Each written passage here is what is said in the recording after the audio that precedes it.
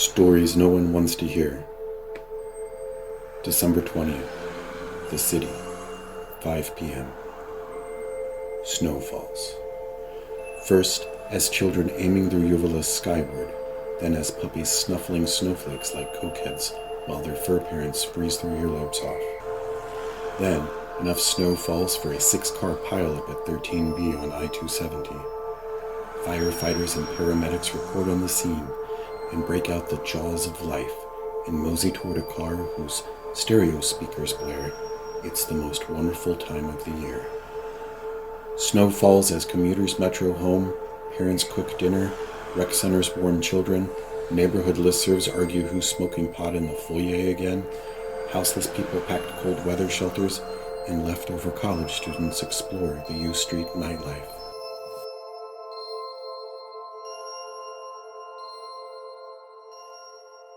The Club. The club's 5 o'clock barstool cadre take their places, including William, the World War II vet who shits on everyone's lived experiences; Lucy, the iron-livered wax nurse; whiny-faced Cecil; and Gracie, fresh out of shits to give, but stocked with giggles. Good Times, an all-white chic cover band from Central Maryland, sets up for a 9 o'clock show, and Miriam and Carl chat about 100 ways to say snow, she's a snowologist, and settle on shit no one wants.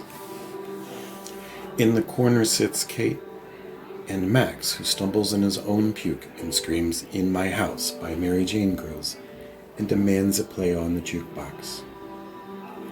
Happy hour at the Veterans of Overseas Conflicts Post 847 is full of sailors, grunts, flyboys, and Marines, along with drifters and military brats who scored a membership without wearing the uniform, but enjoy cheap beer, cigarette smoke, and vomit stains on wood veneer.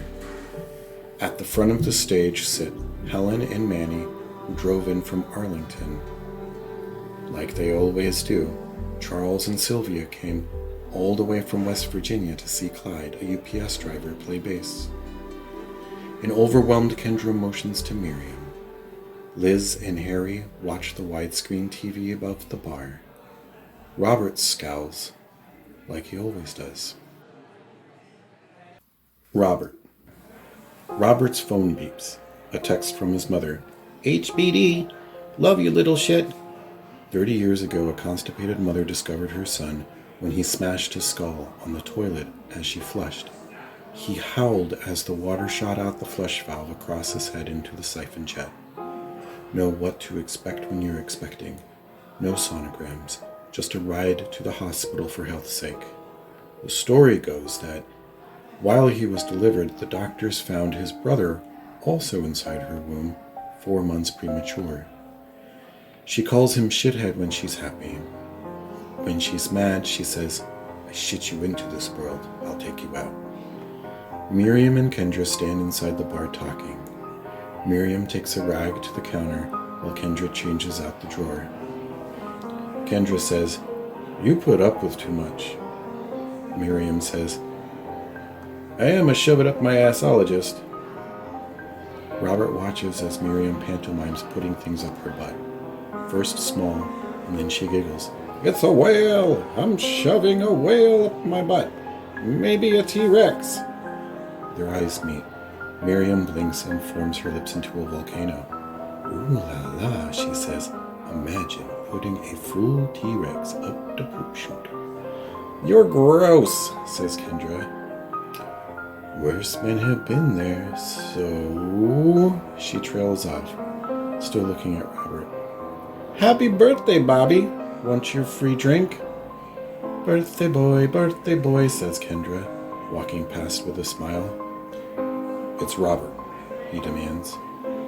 He eyeballs Kendra up and down, and up again, and meets her eyes, and her smile.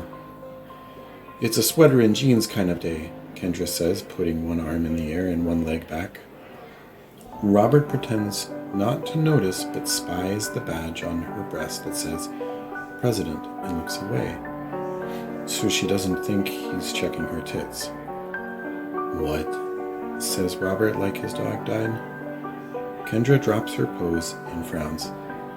I said, we have a snowstorm on the way, says Kendra, who sneers her lip and turns to Miriam. I'll be in the back. Kendra disappears. Miriam nods and pours a whiskey, grabbing her dog tags with her other hand. Robert. That's right, says Robert. Don't wear it out. Miriam points to her torso with the bottle's pour. I'll wear what I want, but I won't wear your name. It's a flannel and vest sort of day. Robert nods. You're not going to look at my knockers too, she asks. Robert doesn't hear her at all. He pouts and shakes his hand in the air, saying as much. Miriam mimics back, hands him the whiskey. Monsieur. He goes to reach for it. She picks it up herself and slams it, breaking into a roarious laugh. I'll get you another one, she says. She does. It's on the house, you clueless birthday boy.